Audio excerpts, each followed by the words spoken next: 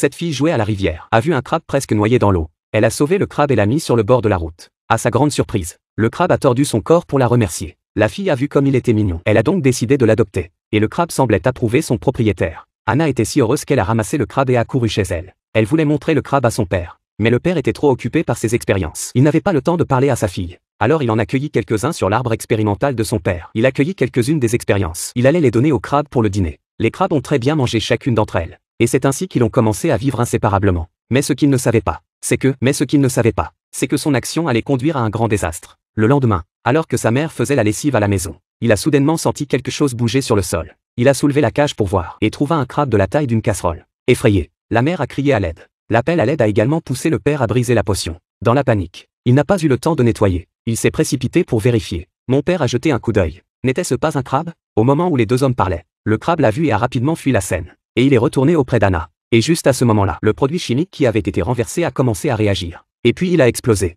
Et l'accident a réussi à faire d'Anna une orpheline, laissant la fille et le crabe vivre l'un avec l'autre. Quelques années ont passé. Anna avait grandi. Et le crabe avait atteint la taille d'un aquarium. Anna n'avait plus les moyens de le nourrir. Alors elle a libéré le crabe et l'a laissé retourner à la nature. Un homme trouve une énorme carapace de crabe dans les bois. Il est monté pour l'examiner. Puis il a pris une règle et l'a mesurée. Il pensait qu'il pourrait en tirer un bon prix s'il l'emportait avec lui. Au moment où David se demandait comment l'emporter, un fusil de chasse était pointé sur elle. Il s'est avéré que c'était la terre de Marie. Il ne permettrait à personne de l'envahir. David a vu qu'il ne fallait pas se frotter à lui. Il a dû quitter la région. Cette nuit-là, une belle femme marchait le long de cette route de montagne. Quand un Jacques a arrêté sa voiture, il lui a proposé de l'emmener. Elle pensait avoir rencontré un homme bien. Elle est montée dans sa voiture sans y réfléchir à deux fois. Mais peu après qu'elle soit montée dans la voiture, l'homme a commencé à lui faire des avances. La fille l'a frappé au visage avec sa main. Elle est ensuite sortie de la voiture en colère et est partie. Mais Jacques n'était pas content. Il l'a poursuivi. Et l'homme est tombé sur le sol avec un bruit sourd. Il s'est lentement retourné. Et la prochaine chose qu'il savait, c'est qu'il était entouré de crabes. Avant qu'il ait pu reprendre son souffle, l'homme était bientôt mort. La belle femme était figée par la peur. Elle a immédiatement couru hors des bois. Par chance, il a heurté une voiture juste avant d'atteindre la route.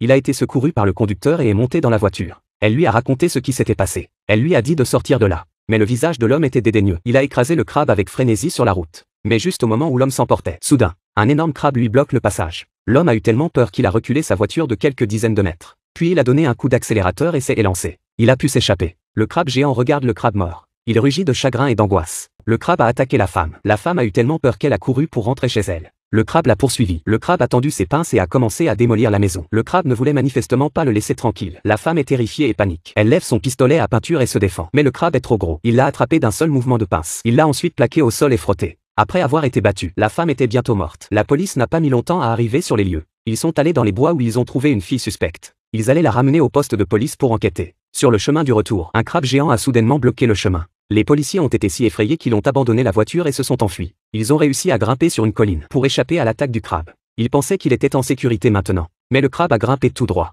Il a attaqué le policier. Et c'est ainsi que l'homme est mort. Puis le crabe est revenu à la voiture. Il a utilisé ses pinces pour déverrouiller les menottes d'Anna. Après avoir sauvé la propriétaire, le crabe s'en est pris à la voiture. Il a attaqué la voiture. Il s'est ensuite enfui avec son maître. La police n'a pas tardé à arriver sur les lieux. Ils ont compris que le crabe était en danger. Ils ont immédiatement contacté leur supérieur et ont fait venir des tanks pour faire exploser le crabe en morceaux. Mais la carapace du crabe était si résistante. Le crabe n'a pas été blessé par la balle. Ils n'ont pu que regarder le crabe plonger au fond du lac.